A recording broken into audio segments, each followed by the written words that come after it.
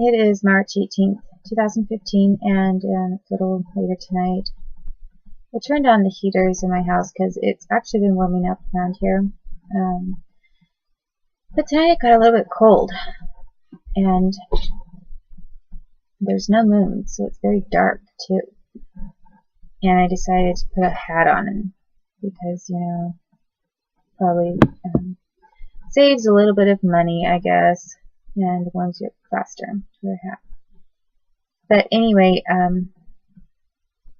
the next thing that I was going to talk about is regarding some of the programming that happened then that I said occurred at Jenny's shoes, and it was experimented on me there, and then it was used again. The programming that was done of me and tried out at Jenny's shoes over in Coos Bay was experimented again. Whew. Excuse me. I am really tired.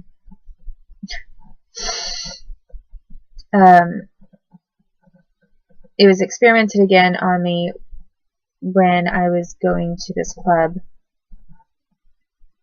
that Erica Ballinger drove me to. So, I mean, once again, she was doing something that was definitely part of the government. And her, as I've already explained, her family was already into this whole, like, torture of people type of a thing. And, gosh, I'm so distracted by these huge eyebrows that I have on my face, which I penciled in, but the thing is I put dye over my eyebrows so that they would match my hair, and just dyed the whole area. And anyway, it'll fade in about a week. So I want to talk about this programming that was done to me before. I guess one thing that I want to mention really quick before I talk about that is, why I'm doing all these video clips. When someone might wonder, okay, why am I even spending any time at all on this right now? It is because I feel it's my defense, which some people would say it's not your defense, it makes you look bad. But others who really are in tune with how intelligence works and what kinds of things governments do on an illicit or illegal level, they do know that I'm telling the truth and that I'm not lying about these things. And I am really desperate to protect my kids and to protect myself. I do need help. I definitely need help, and it's not that I need mental help. I just need help. I need help from some embassies or, or other people, because there are a lot of people in the U.S., they might even believe me and want to try to help, but they really can't. They can't do that much, because a lot of people here who have to live here all the time, they're afraid. They're not going to risk putting themselves or their families into the limelight to do something about a matter they may be concerned about, that they do believe that I'm telling the truth about, but which they would have no idea how to approach or tackle at all, and like how to help. And the reason I make these videos is not because I am a proud, prideful person, although I like to have a little dignity. But it's because I feel that denigrating my mental status then is a reflection on my kids, because then my kids in the future get saddled with this idea of, they're not free anymore, because then they get, if they ever question or challenge the government or someone that they run into they think is a criminal, and someone starts saying, oh, you're mentally ill, and then how do they fight that? It's already in medical books and psychologists, and the common saying is that, oh, it runs in the family. I mean, some kinds of mental illnesses really do not run in the family. They're trauma triggered. And anybody who's a normal person, regardless of their personality or biological background, is going to be affected. So some of these mental illnesses are just a direct result of certain things that can happen, and they can be temporary. But there are other mental illnesses that get categorized into this whole biological DNA tendency type thing, like, do you have the BRCA gene or whatever, like for breast cancer. They think that that they like to smear entire families sometimes along with it. Well, does your family have a history of depression, like, a history of alcoholism, or a history of they'll say schizophrenia, that kind of thing. And that's one of the things they say runs in the family. And if someone's trying to malign someone politically, it becomes very convenient to use that.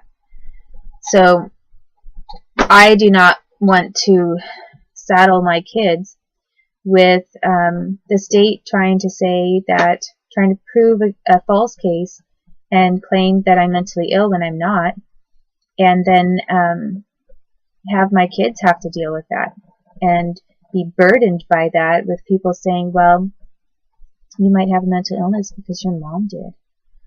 Because I don't. I have a mental illness. And it's not pride that makes me say that I don't have a mental illness. That's not how it works. How it works is that if I had pride, I think it would work actually the other way around. I think that I would be thinking I'm better than God, to say that I'll go along with all of these people who are lying about me and lying about what God knows is a lie. So, if I want to start measuring really what pride is, maybe pride, if you believe in God, or, don't, or whatever, but however you want to think of pride, maybe it's just thinking that you're better than what Annette, I need to put this over here. You are in the way. Dog, I just had something to eat over here, and I think that she's just wanting to get closer with that, really. She's using me as an excuse. So, and I don't know why she does this. Every time I try to make a video clip, it seems she just wants to jump up and get right in the face of the camera. She's a show dog. See? She is. Okay. Kiss the camera, Nanette. Kiss the camera. Kiss the camera. There you go. That's right. It's that way. So, anyway, what I was saying is that I think that it's the other way around to say that, with pride, basically, that I think that for me to say I'll just try things the way that they're telling me to try everything and ruin my kids' lives by bending into the will of basically what I consider to be the devil, I think that would be having a lot of pride. So, and I've been weakened at different times to accept what kinds of dirty deals and bargains they try to offer me that make no sense. Because, they do so many horrible things to me and they just make it worse and worse and worse. And sometimes you just give up. Or you think, stupidly, you think, maybe it'll be different this time if I just do what they want. But that's not how it has ever worked. And so, I just wanted to explain a little bit of the reason why I've made these videos, because I do care about my baby. I care about all of my kids. And the reason that I make some of these video clips is just to show that there are some government things going on. I have to talk about it. I have to talk about it as long as this government keeps kidnapping my babies. You know, why don't they return my babies to me? And so, anyway, now moving on to this one form of programming. I really don't like how this bowl looks in the picture here, because it doesn't look very good. Looks like I'm in a homeless shelter, like a soup kitchen with a dog. Anyway. And that. Okay. Let me that up a little bit. So, when I'm talking about programming, that Erica Ballinger, for example, practiced, that was practiced at this place called Jenny's Shoes over in Coos Bay. It wasn't really practiced there, it was tested out there. And what they did is they were saying things like they did some kind of a, they did some sort of programming of me. Now there's a weird light thing here. They did some kind of a programming of me where basically I was being told to agree to go with, like, they made it into some kind of a spy thing, I think. I'm trying to remember exactly what it was. I think it was trying to remember what the theme was, like, go with a man, go with this strange man to, because he's going to give you a tip on something. I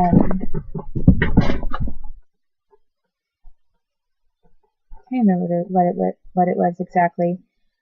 It was some kind of an objective, like, that I was supposed to, that they were forcing me to do, or to go along with. And it was something like, I was supposed to go with this man because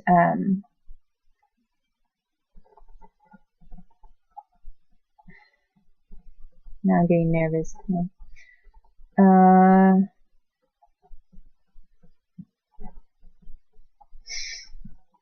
Something like, I don't remember what it was, but I have to remember because otherwise it won't make any sense. And when I describe how they used it as a trigger, it was something like, there's this strange man, and he asks you to, you're with your family, you're with someone that you're always with, he asks you to go with him, and he's going to give you some money. And I think it was just to give me some money. And maybe, oh, and I think the idea was that he was going to pretend like he was picking me up. Like, so he was going to, this guy's pretending like like he's looking for prostitution, like a favor, or not a favor, a trick or whatever. So, the idea was that there'd be this guy, and or any number of guys, and it was sort of like a cover for a spy thing, supposedly. And then he was going to pretend like he needed a trick. I needed to go with him, and then he would give me some money and or some information about my life or whatever, things that would help me. And sometimes just give me money. And at that time, sometimes those things did happen, because I had some really weird things that people were practicing and training me to do. And just a moment, because I will explain this.